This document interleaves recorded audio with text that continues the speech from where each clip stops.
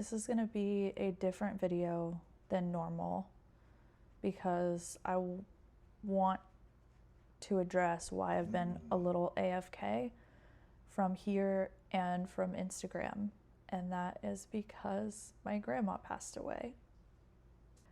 Every time I say that, it's so crazy because it still doesn't feel real, but I feel like it has to be talked about because in order for my channel to keep going and to progress and to keep helping people, I have to talk about this.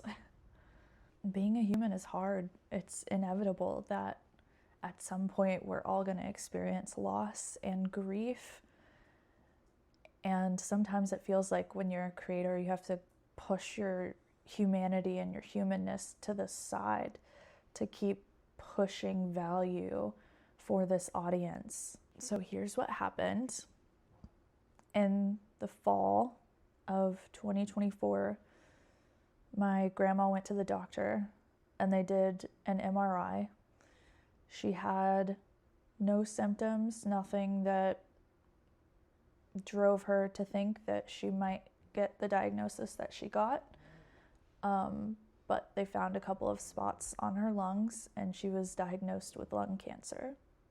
At this point, her doctors were really confident that they had found it early and that it was really treatable.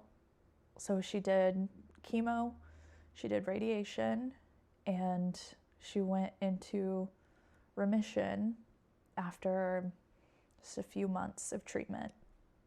And we thought that was it.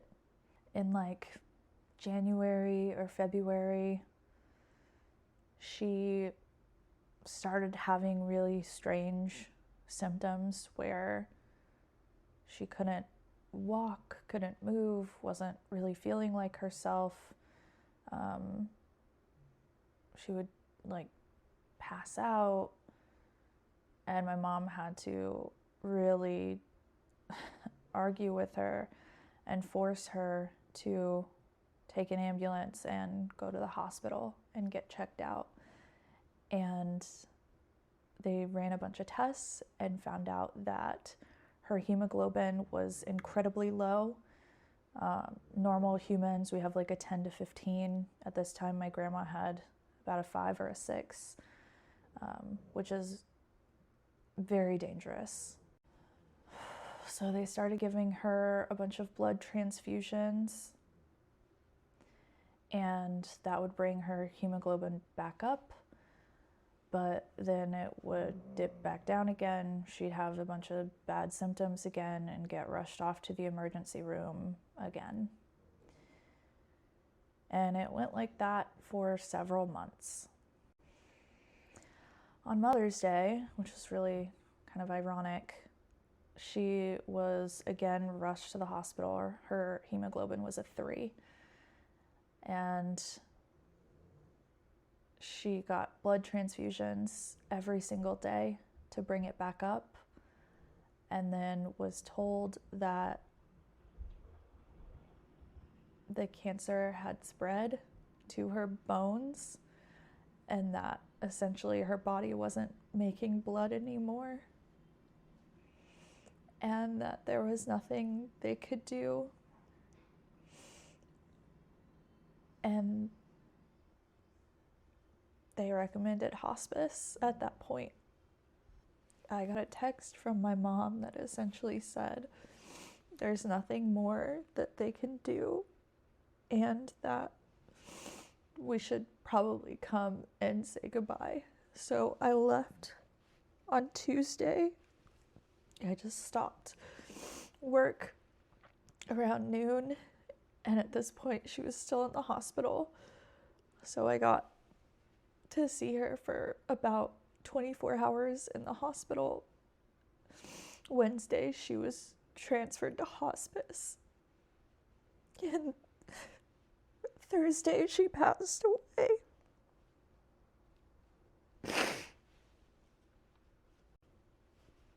And it happened so fast because her body couldn't make blood anymore. So they stopped transfusions. Tuesday was the last transfusion she got. And she went so fast.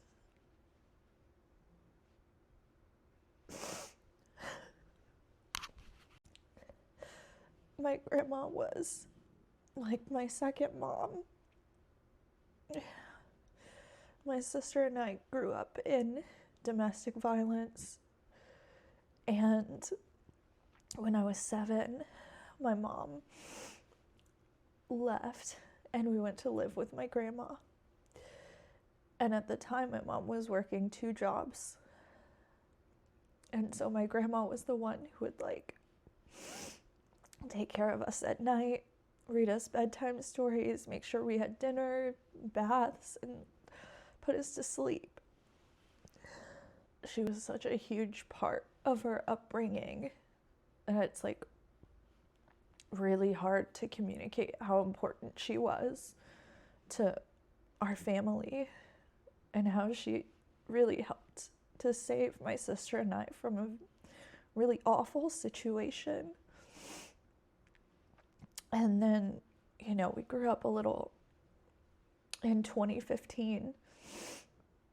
This was before I started my first company, before I really hit my stride as a content creator, before I thought about like, or learned about entrepreneurship.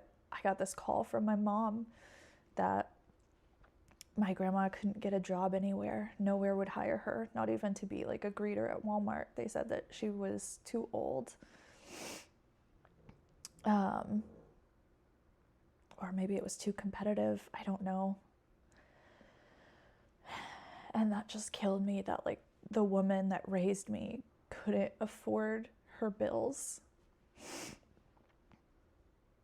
And I still remember like pacing in front of my apartment steps when I lived in Austin and just realizing like something clicked inside of me. This was the moment that I was going to work really hard to put myself in a position where I could pay for all her bills and anything that my family needed. And over the last like 10 years, I've done exactly that. I paid her bills the last few years of her life. I've helped my sister, my parents, like any random bills that come up, I'm really there as the provider for our family. And I owe a lot of my personality and like my drive and who I am today to my grandma. Some of you guys know a couple months ago, we lost my partner's cat, Seinfeld, very suddenly. And now we've lost my grandmother. And Bruce, my dog, is having some strange signs as well that have me pretty concerned. So this year is just really like throwing me as many curveballs as it possibly can. So I really want to lean on you guys here and ask if you've ever gone through grief or like strong emotions as a creator. How did you handle it? Like, how did you keep going and keep posting whenever stuff got really hard? Because I'm finding it quite difficult, but I want to keep going because I feel like it's my mission to help people now more than ever. I just want to be a positive impact on people's lives. Holy shit, I don't know how other creators film videos like this. This is so much harder than I thought it would be. I was doing so good today. I have not cried at all today.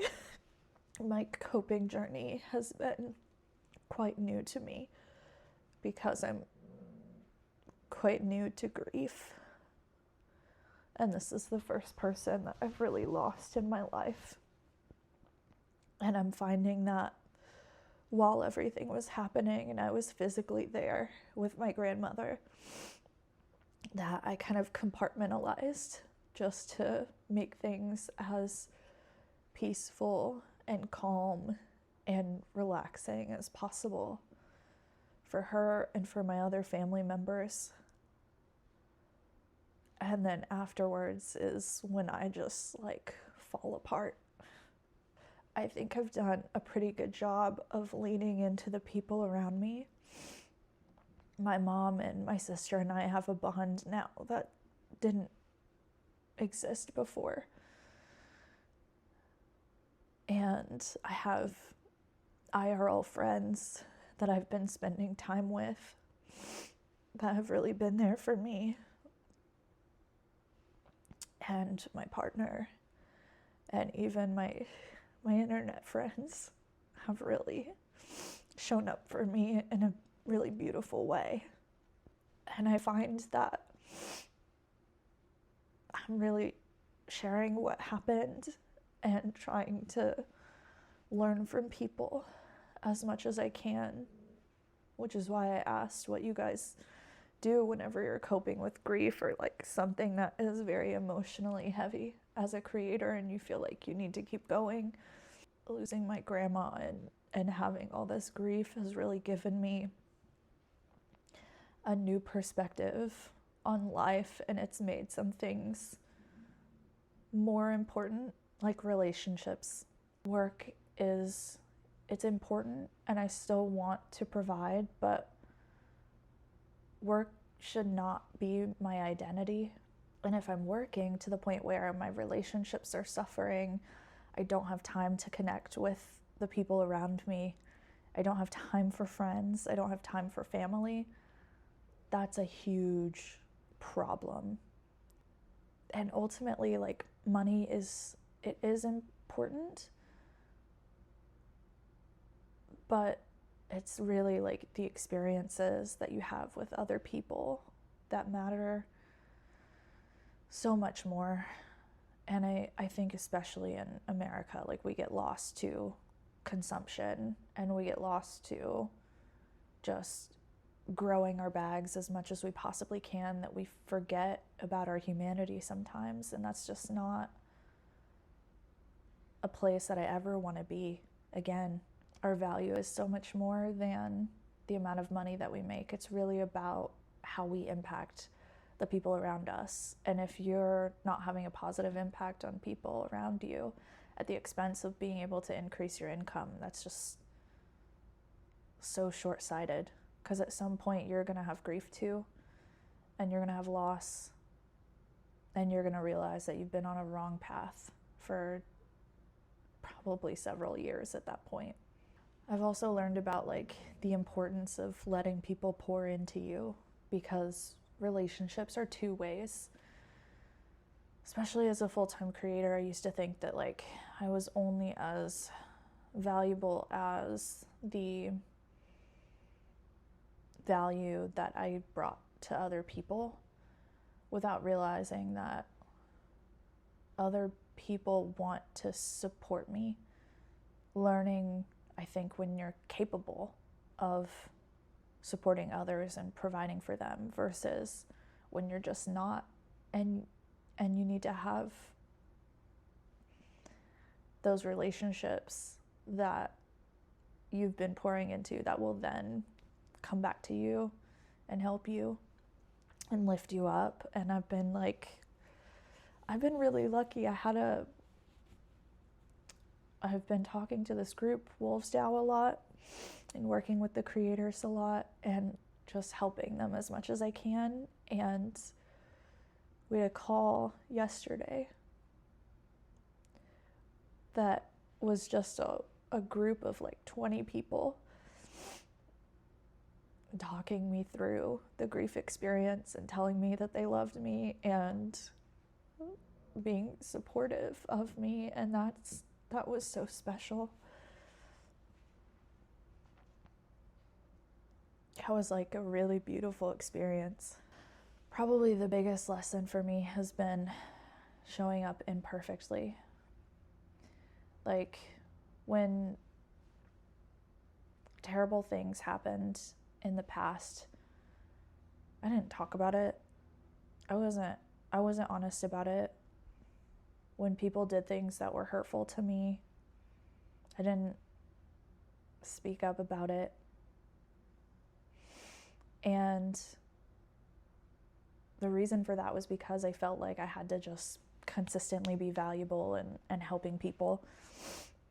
And I thought I really had to be this like perfect person to exist as a creator. Eventually AI is going to be making all the YouTube videos, all the Instagrams, all the everything. The only thing that will differentiate us from this like perfectly created content and hyper optimized content is our human experiences. So I guess you could make the argument that it's strategic if we want to get into the completely pragmatic reason for bringing people along for any human experience that you have, or like showing up imperfectly. I do have a normal video coming up for you guys shortly, within the next few days.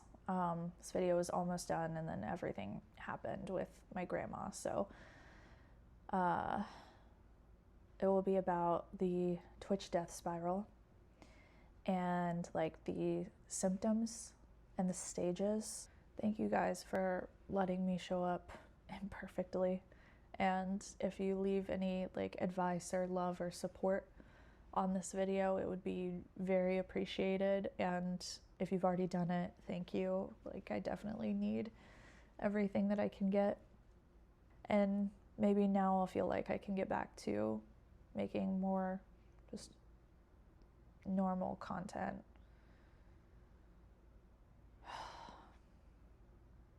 I love you guys. Hug your grandma.